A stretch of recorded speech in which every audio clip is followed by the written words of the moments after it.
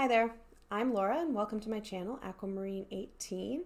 I am here with another 31 Days of Tarot 2020 video, this time for day 15. And the 31 Days of Tarot, as you I'm sure already know, is hosted by Ethany, and there are tags associated, so I'll put those below as always, so you can find other channels participating in the conversations.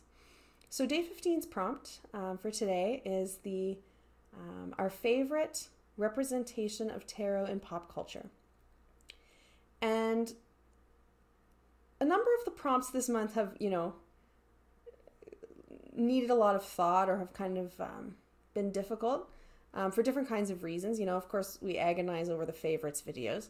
But this favorite was difficult for another reason, which was that I really couldn't think of very many representations of tarot in pop culture at all.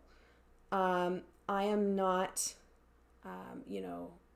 all that knowledgeable about pop culture necessarily. So it was quite tricky for me to even think of any.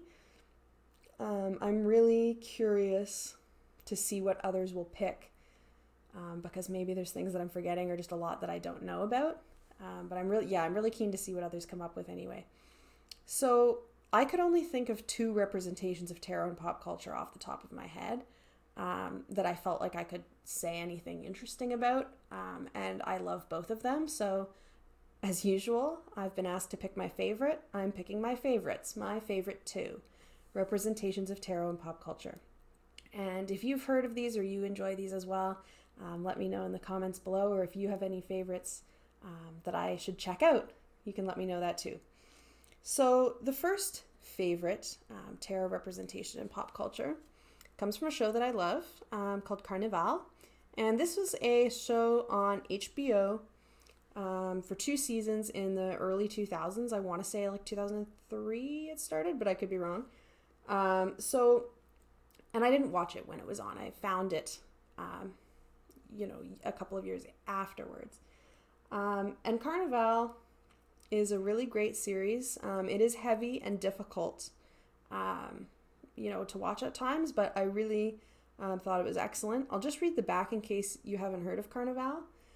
So the back of the box says, 1934, the Dust Bowl, the last great age of magic. In a time of titanic sandstorms, vile plagues, drought, and pestilence, signs of God's fury and harbingers of the apocalypse, the final conflict between good and evil is about to begin. The battle will take place in the heartland of an empire called America, where a traveling carnival harboring Ben Hawkins, a troubled healer, will clash with an evangelical ministry led by Brother Justin Crow, and when it is over, man will forever trade away wonder for reason. So that's Carnivàle. It's a really intense series. It only ran for 2 seasons, unfortunately, because it's a very slow build, heavy on character development. It was envisioned as, ideally running for a lot longer. So it ends kind of abruptly, unfortunately, at the end of season 2. But I really enjoyed it. And in terms of tarot representation, there's one character played by Clea Duvall, Sophie, and she's right here. Oh, that's Ben. That's Sophie. You probably can't see that. And she is a fortune teller in the carnival, and she reads tarot, and she reads with the Rider-Waite Smith deck.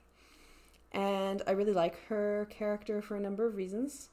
But in terms of the tarot representation, there's a brief scene in the trailer for season 1 where Sophie reads for Ben, and she draws the magician reversed for him and says a little bit about that.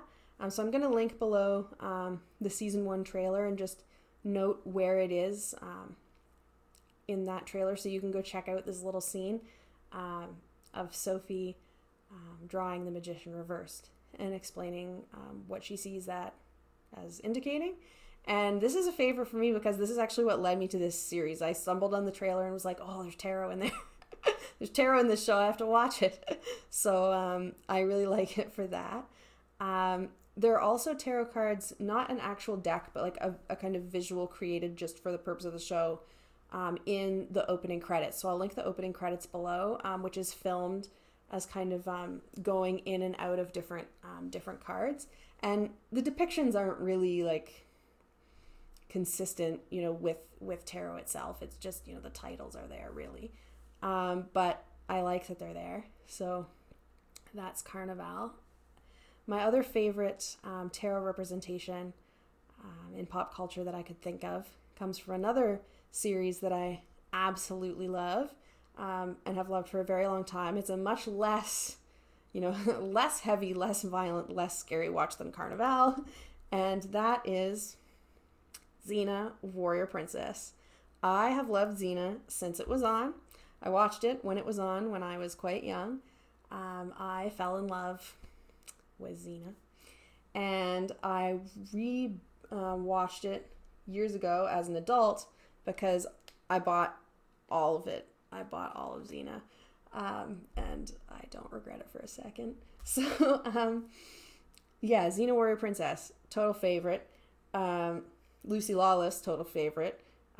Also in Battlestar Galactica, which I also love, but has nothing to do with tarot that I can remember.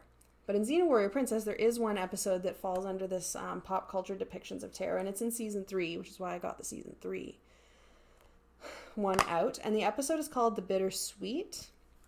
And folks may know of this episode. It's a musical.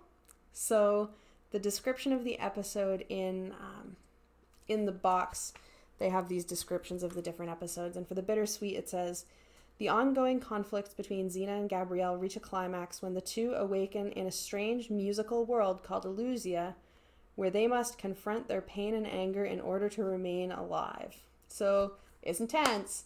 Xena Gabrielle conflict, that is serious business. But in The Bittersweet, which is a musical, which the actors sing, a lot of them sing their own parts anyway.